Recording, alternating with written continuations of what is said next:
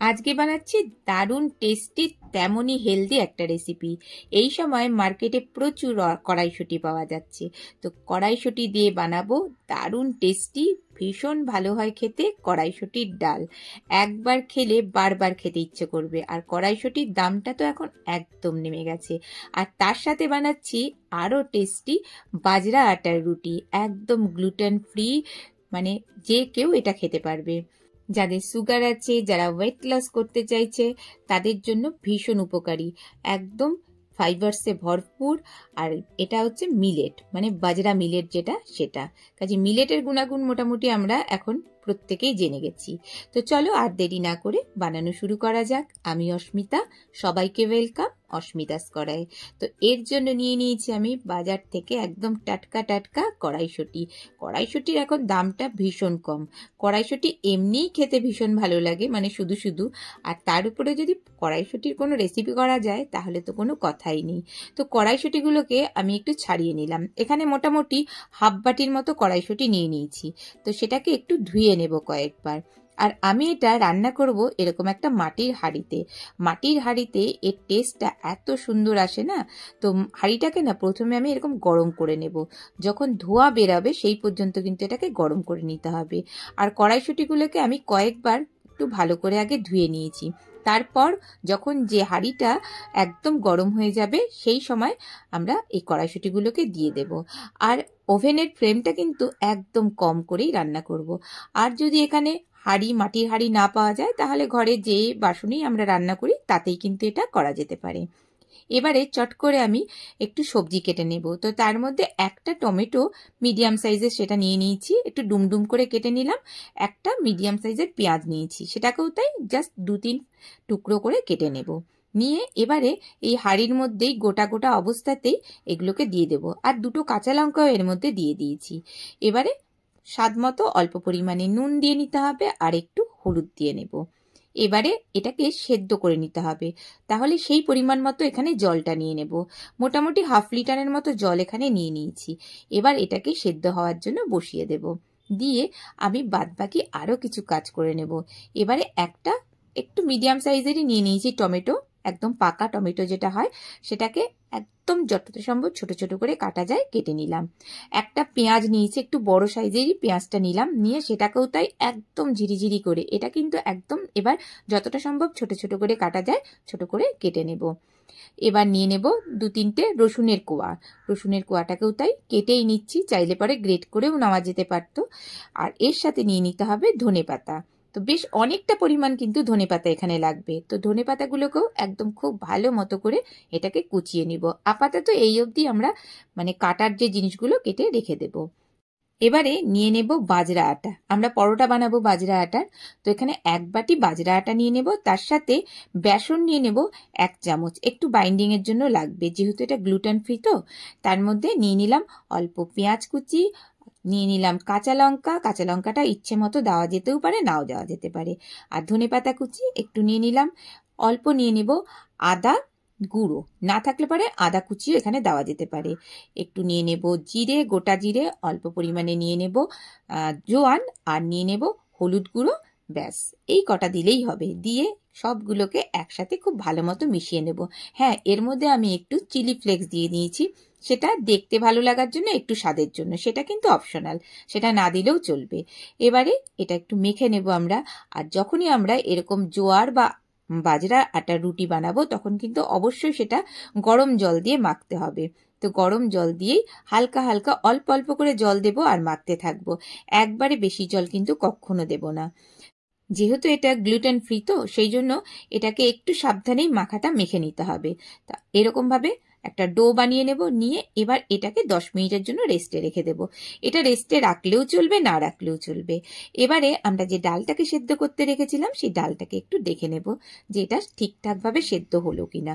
তো এবারে একটু চেক করে নেব। তো হাত দিয়েই দেখতে পাচ্ছি এটা কিন্তু সুন্দরভাবে ভেঙে যাচ্ছে। এবার কি করব, কোনো একটা স্ম্যাশার বা হাতা দিয়ে খুব ভালো মতো করে যে কড়াইশুঁটিগুলো আছে সেই কড়াইশুঁটিগুলোকে ভেঙে নেব। ভেঙে নিলে কি হবে, যে একটা ডাল যেরকম হয় সেই ডালের মতো এটা তৈরি হয়ে যাবে।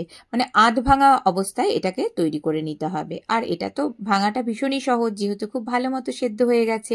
এবার এটাকে সরিয়ে রেখে একটা এরকম মাটিরই আবার একটা কড়া বসিয়ে দেব।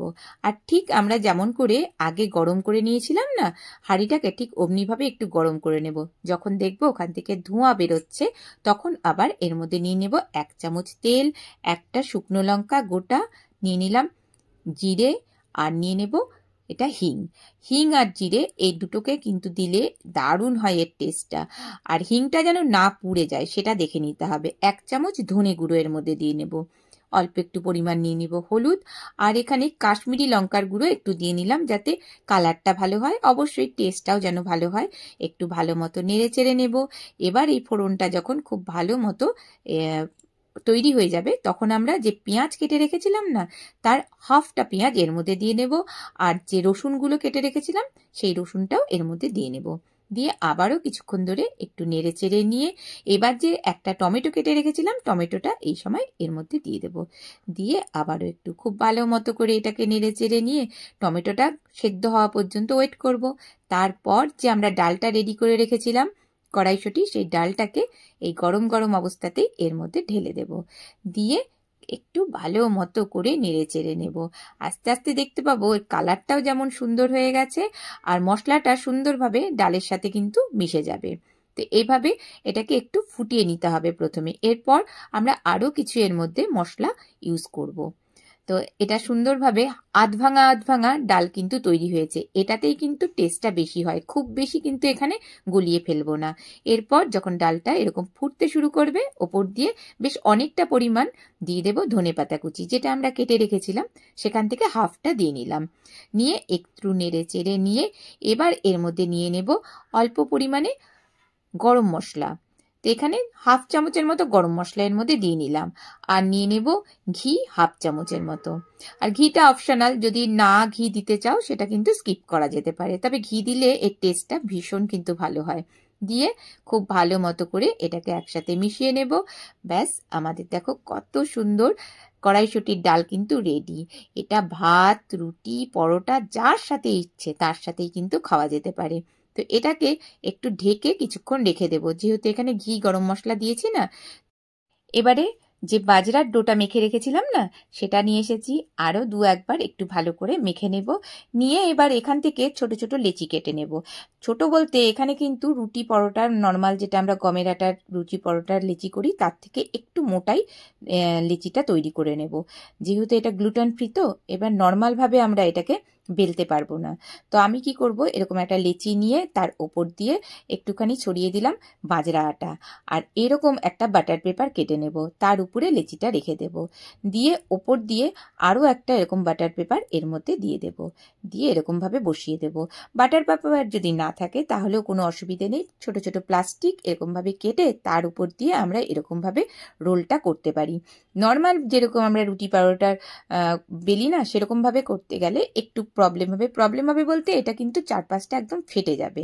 কিন্তু এইভাবে এই পদ্ধতিতে যদি করা যায় না, এটা কিন্তু দেখো সুন্দরভাবে এরকম লুচি বা পরোটা যাই বানাতে চাও সেটা কিন্তু এটা তৈরি হয়ে যাবে।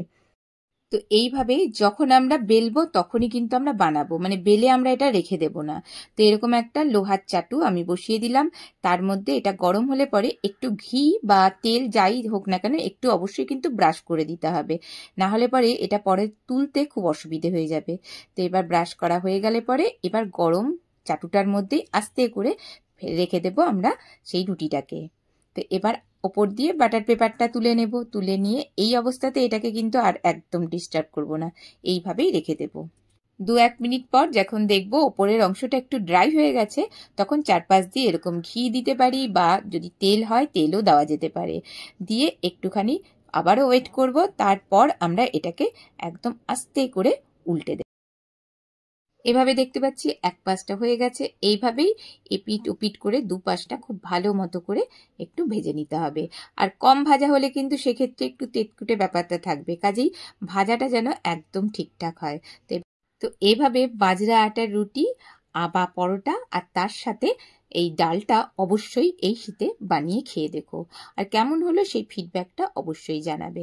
ভালো লাগলে প্লিজ একটা লাইক দিতে ভুলো না, আর আমার চ্যানেলটিকে সাবস্ক্রাইব করে রেখো। আমি এই রকমই সুন্দর সুন্দর রেসিপি, দারুণ টেস্টি রেসিপি তোমাদের সাথে শেয়ার করব, যেটা শুধু খেতেই ভালো হবে না, হেলদিও হবে। তো চলো আজকে এ পর্যন্তই, টাটা।